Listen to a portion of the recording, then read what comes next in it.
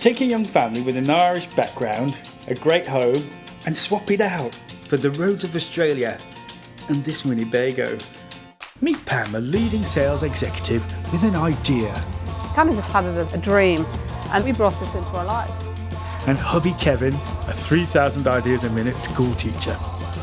And their 4-year-old son Henry and 5-year-old daughter Millie.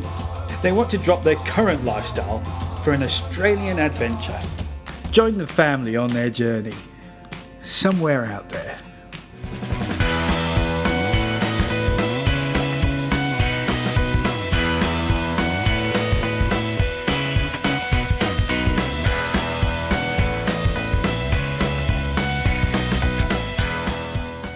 In this episode of Somewhere Out There, Millie gets her homework to do on the road.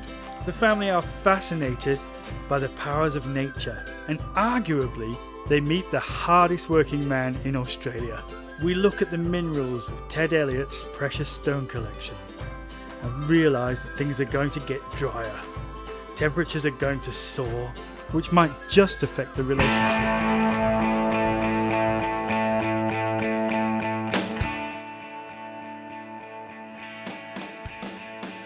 The family are on their way to Ravenshoe, the highest town in Queensland. We are going to be visiting Croydon very soon and Normanton very soon, which we're on our way to.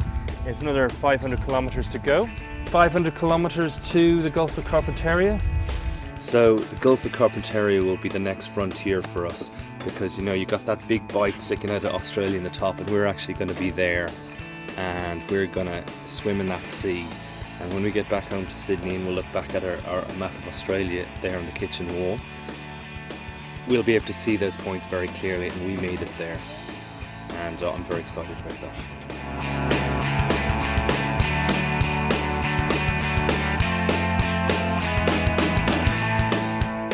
This is the Hot Springs Hotel, where the pools use water from natural nearby hot springs.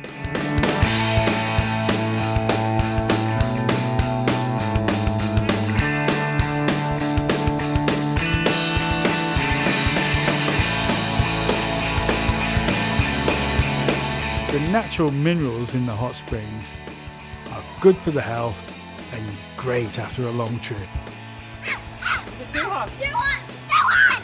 Is it hot, Dad? It's way too hot! Oh, it's hotter than our hot tub. This is more like, this is like a hot bath. Let me feel. Do you think it's the mineral properties will sort of burn off some cellulite around my waist? I can feel it dropping off. I think it just feels good because it just loosens up those muscles a bit after a long drive. It's just a lovely opportunity. I really feel as family we're getting closer. It's really benefiting Henry. He sort of lacked confidence in swimming, even in just colouring in things. Day by day, just slowly, you know, he had a breakthrough just with the swimming thing, just swimming in the deep end, swimming in the sea and the waves, and that's just transferring to other parts of his life, and he's just getting so much more confident. And that in itself has made the trip just worth it for that one thing. Pam and the kids head back to the van, where they're about to receive their mail and Millie's homework. Hello. I've got a present for Miss Amelia and yourself. Oh my goodness. Yeah. Thank you. What do you reckon? Oh, what's this pink envelope? Well, that looks interesting. Millie Pim! What's that? I already had This one. is from your best friend, Emily. Dear Millie, we are moving to Forestville. Okay, that's Our what I house has a big deck for parties and Christmas dinner. We are missing you. I am sending you this necklace which I got in Fiji for you, love. Emily. So how much work is this? What kind of period is... So this is Is 4 this weeks for- work. Okay. What was quite interesting was the Department of Education were sending us quite big envelopes of work, and we just couldn't be bothered. I don't mean that in a negative way, but we were having such a great time, and we decided very early on we had our own style of education, which was, you know, using everyday activities. We said, okay, Henry, your job is to write the shopping list every day. He would add, you know, bread. It might take him, 10 minutes to write bread, but he felt he was part of something.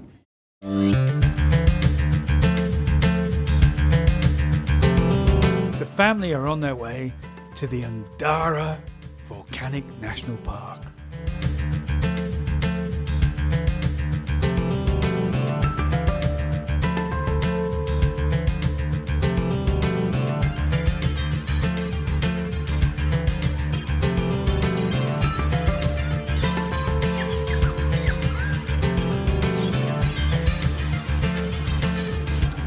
I'm blown away by it here. It's like a little town. Kev is greeted by Andrew, the resort manager. Hi, Andrew. Kevin. That's a good little spot. This is bigger than I was expecting. Your own fuel pumps and everything. It's Well, mate, there's a little bit up here. You've got Undara Central, which is where we've got the restaurant. Behind that, we've got a place called Bush Breakfast. Then we've got the caravan park down the back. Things called permanent swag tents, just like camping, but you don't have to get your feet dirty. And then over the far left-hand side's our camping ground. It's funny. It was always our dream about 2 years ago when we thought about going around Australia. It was all the Savannah Highway. This has lived up to our expectations. Excellent. And now it's just been brilliant. I love it. While Kev gets shown around the resort, Pam and the kids check out the gift shop. How are you? Good, thank you. Yeah, you put a bug in, then you look inside. Oh, there's one in there already. See him? Or what about a snake? Would you like a snake? As the sun sets, we find that the dining hall is ingeniously made up of historic railway cars. Hi, nice to meet you. I'm Pamela. G'day, Pamela. I'm Andrew. Thank you for having us. Oh, my pleasure. This What's is your Henry. name? Henry, how are you? Good handout. G'day, mate. Millie, What's your name? G'day. Handout, please. How's your drive? Good. Oh, you loved it. That's very cool with the train carriages. So these are presumably all eating cars as opposed to accommodation. Yeah. So during the warmer months, people tend to prefer to sit outside, but when we're full, you can fit about 250, 300 people in here, and that fills up inside the carriages on both sides and inside now. We had a car rally come through last year for 550 people, and I foolishly said yes. I fed 500 people down here. I did 500 for breakfast on my own. My chef didn't turn up for work, so luckily I'm good on the tools. You did 500 people for your breakfast on your On my own. The only person in the kitchen. So is that me and a runner, someone just to run the food down to the buffet. So. The family arrive for dinner, but Millie isn't too impressed with some of the menu choices. Fish, Georgetown sausages, Sausages? corned beef, kangaroo fillets. Would you like a bit of kangaroo? No. No.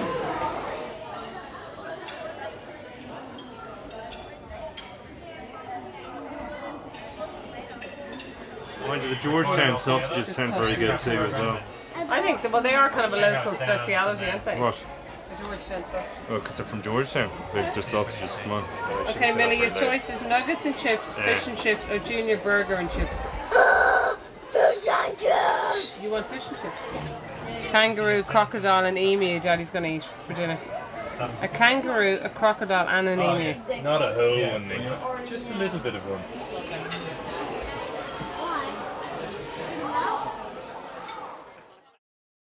The next morning, the family are ready for their tour of the lava tubes with Andrew.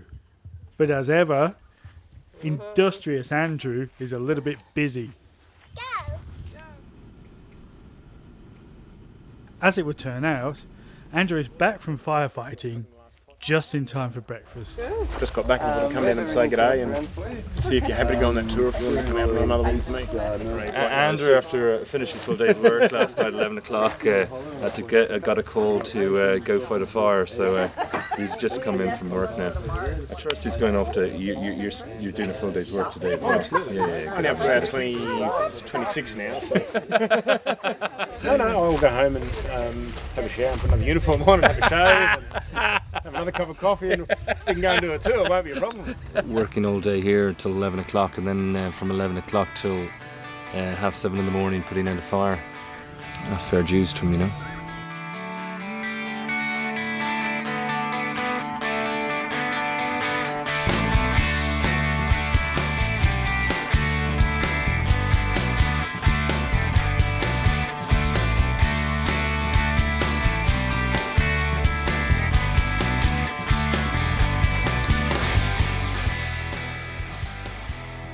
This little dot, the volcano, this erupted about 190,000 years ago and it spewed out liquid rock, so we call that lava.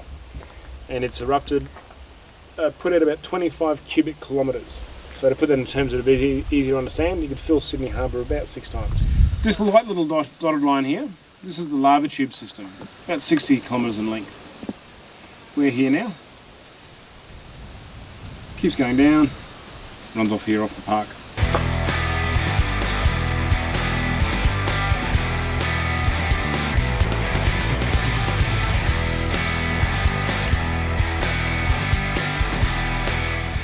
$190,000 years ago, in this area there existed a large magma chamber, which in its active periods forced molten rock through softer rock deposits, creating these fantastical underground tube formations.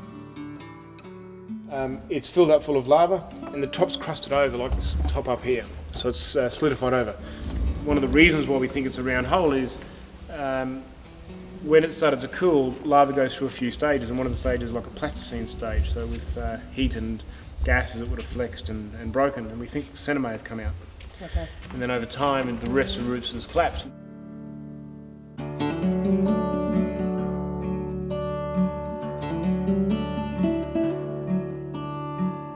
So if you picked up all that rock and had a little percent of glue and a crane, you could actually stick it all back together and have a big roof. We could actually remake that ceiling again. Do you want to do that this afternoon, or go for a swim instead?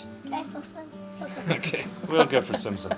The family enters the dark depths of one of the longer lava tunnels.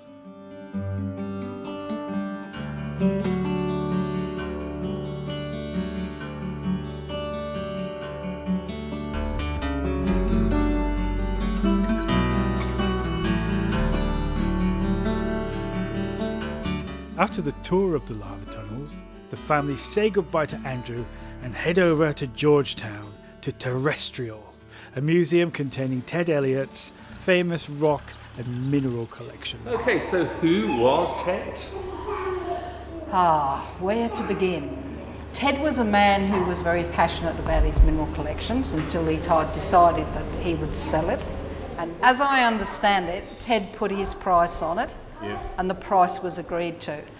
If Ted had let the collection be split up and sold in bits and pieces, most of which would have gone overseas, he would have made a very large amount of money for it.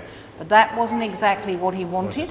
What he wanted was someone to buy it and give it a home where it would remain for future generations to be able to see. Anyway, if you'd like to bring the family in, I'll get you started on your way. They soak up a very informative video before they're led into the museum itself. Millie is clearly impressed.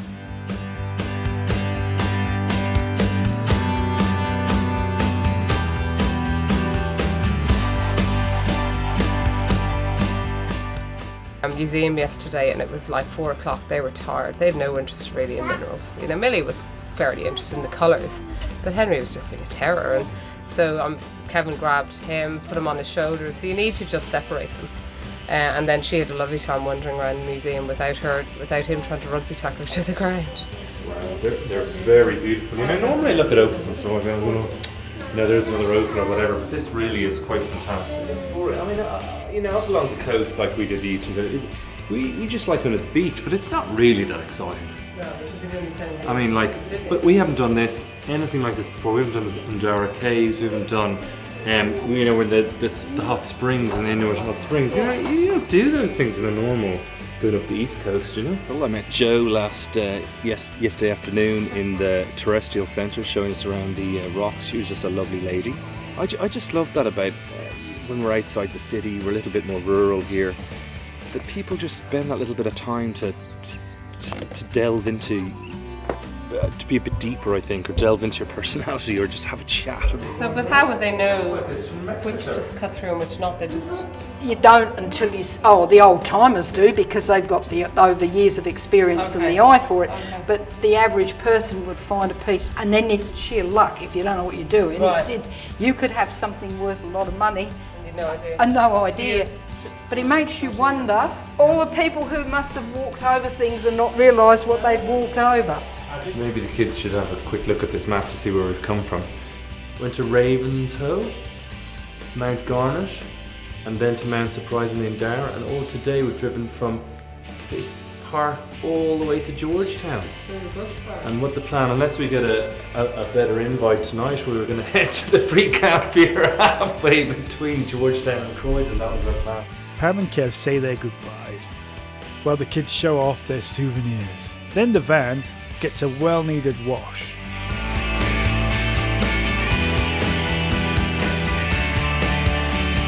But before they can continue on their journey, there's something Kev has to take care of. Hey, this is one of the least pleasant jobs of travelling. It's right up there up there with the kids fighting. The good thing is to be doing it now is when the kids or nobody else is in it, because the last time when I was out emptying it, somebody still went to the loo and it fell into the box area, which wasn't very pleasant to clean up.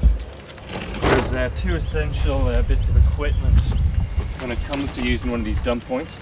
Most of them have been put in by Camper Van and Motorhome, or the Camper Van Motorhome Club, which we belong to. Is the wipes, because you get a bit of spill, and it is not recommended you do this after a night on the beers, because it is quite toxic. So I'm just going to put my peg on here to stop the fumes knocking me out and making me barf. There's a little green button here that increases the speed.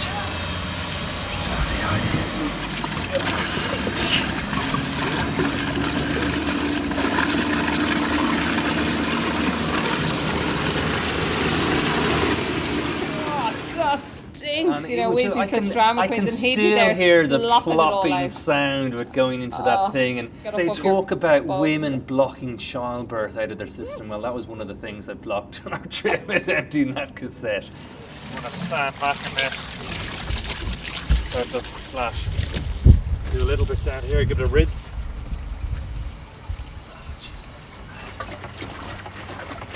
Not that giving it can't resist giving it a little swirl. Get too close.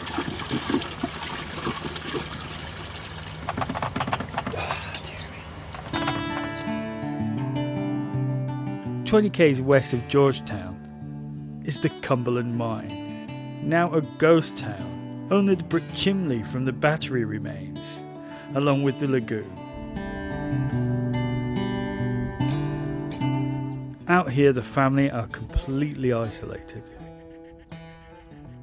Feeling a little bit tired. It's a very hot night last night. It must have been mid-30s in the middle of the night, so I got up and just to see what time it was, because I felt like I had been lying there for a long time, tossing and turning, and it wasn't even midnight yet. It's funny how like I've only been to Africa once in my life, South Africa. It's very like the savannah out in South Africa, you know, it's just dry as hell out here. So just one thing I miss terribly. I don't miss many things about home, but one thing I do miss is my dishwasher.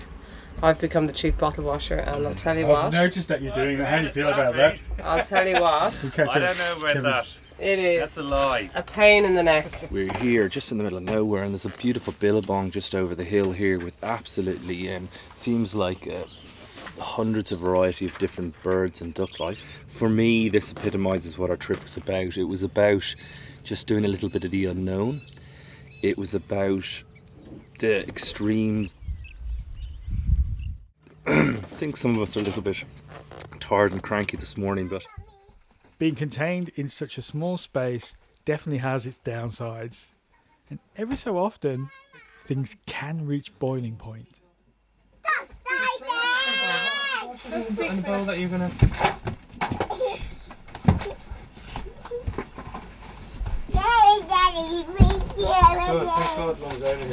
I was making corn for the kids, and Kevin burst in. He goes, "Why have you got a hot pot on? You're going to heat up the thing. We won't be able to sleep."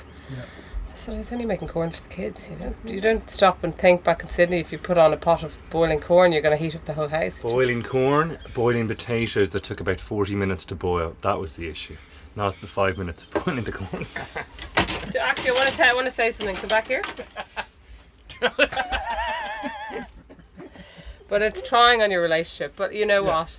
We then were driving along, and we look at, I'll punch Kevin in the arm or something, and we'll say, we're doing this. This isn't just a dream. We're actually out on the Savannah Way.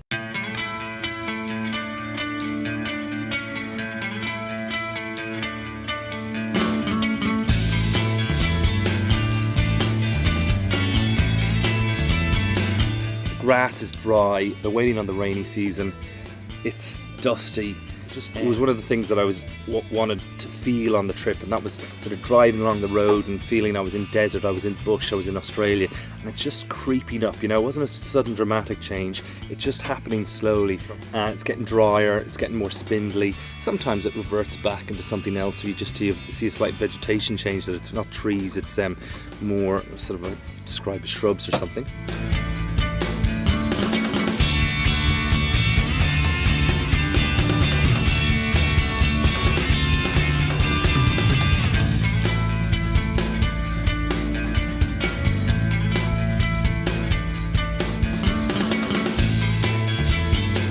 In 1885, the population of Croydon boomed with the arrival of the chaotic Australian gold rush.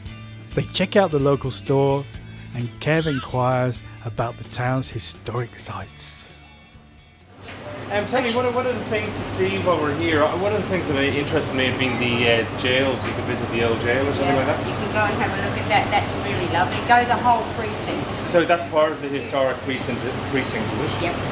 Fabulous stuff. Oh, That'll great stuff. tell you every one of them, and there's the old courthouse, and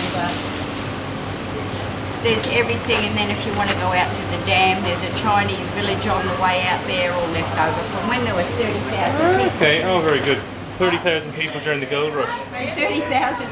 The streets aren't paved with gold anymore now. That's right, they're not working. Only just the ladies here in the local chipper stroke cafe. Yeah.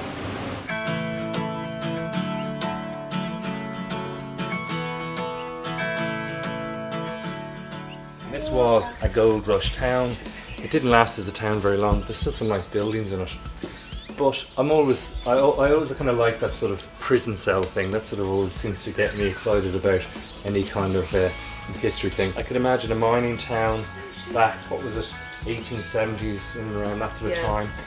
Yeah, with miners, I guess you're going to have a little bit of trouble, bit of gambling, bit of prostitution, and we're going to just see a couple of cells that these guys would have been disposed into until they'd maybe calmed down a little bit.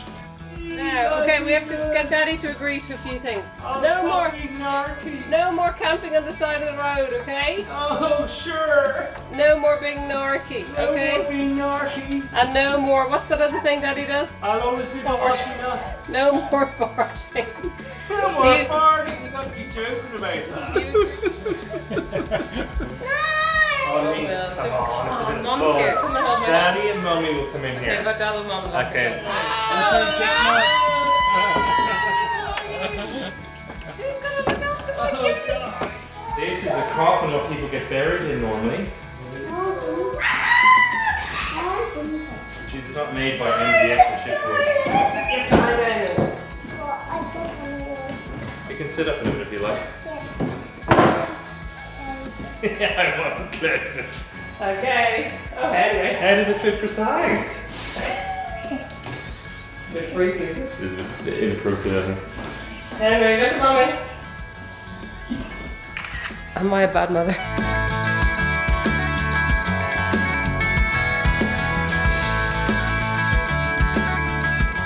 Temperatures have been climbing, from hot springs to dry terrain yielding treasures, having to keep up with homework on the road, while emotional temperatures have also risen. The family are really beginning to explore their on-road roles and relationships. In the next episode, the family hit the far north Queensland town of Normanton. They get acquainted with life in a largely Aboriginal community, have a search for some crocodiles, while Kevin follows the trials and tribulations of explorers Burke and Wills.